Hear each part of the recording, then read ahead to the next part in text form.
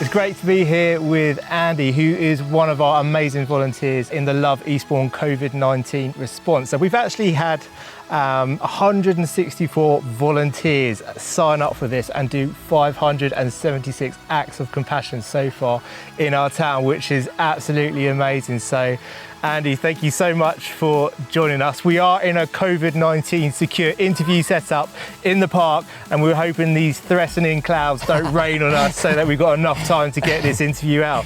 So Andy, perhaps you could start by telling us what kind of support have we been offering out to the local community?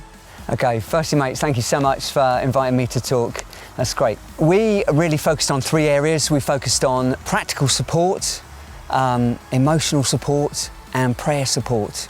So we've done loads and loads of shopping, we've done some tech support for people, we've done some dog walking, we did a repair to some glasses and a significant number of medication drop-offs. I think one of the key things, to be honest, has been food shopping and medication. I think it's fair to say that it's been an absolute lifeline to people, and we've seen that in the appreciation that people have shown us through emails, through phone calls.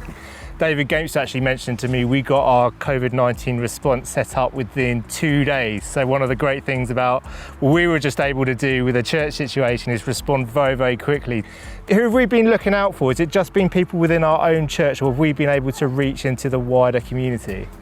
I think it's fair to say that in the first couple of weeks we were predominantly meeting the needs in the church. Those support needs have continued, but increasingly we have reached people that wouldn't normally come across our doors, which has been an amazing privilege. Yeah, awesome. And who's actually been the main driving force behind this Love Eastbourne initiative? This is your chance to name them and give them glory.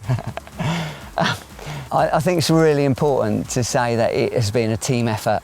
I work full time and I do what I can outside of those hours. Ads Brennan and Monica have volunteered their time. They've held the phone for weeks, done the spreadsheets, managed the spreadsheet and allowed us to allocate volunteers. And obviously, most importantly, is our team of 160 volunteers who have been consistently supporting people for well over 12 weeks now.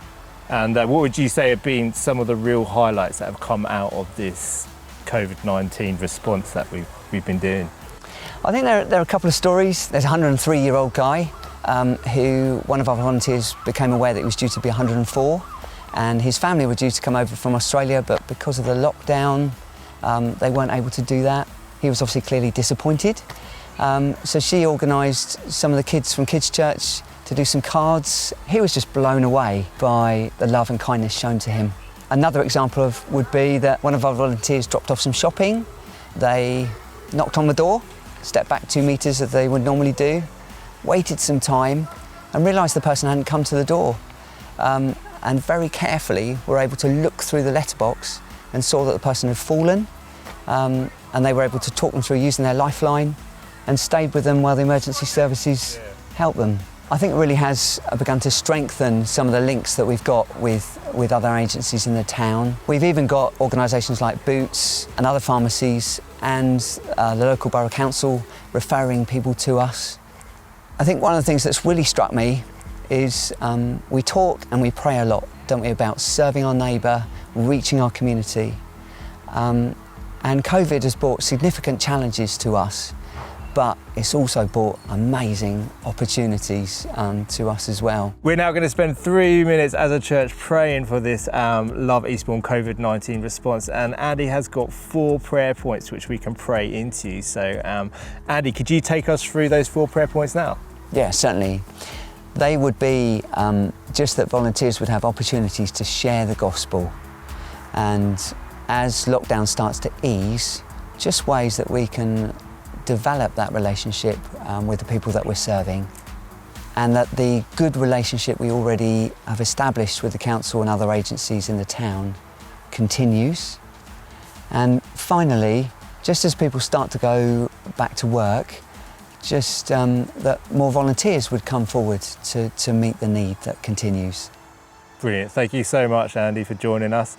Let's take 3 minutes to pray now. And as ever, if you want to pray for longer, just press pause and pray for as long as you want. But let's start that 3-minute timer and pray together as a church now.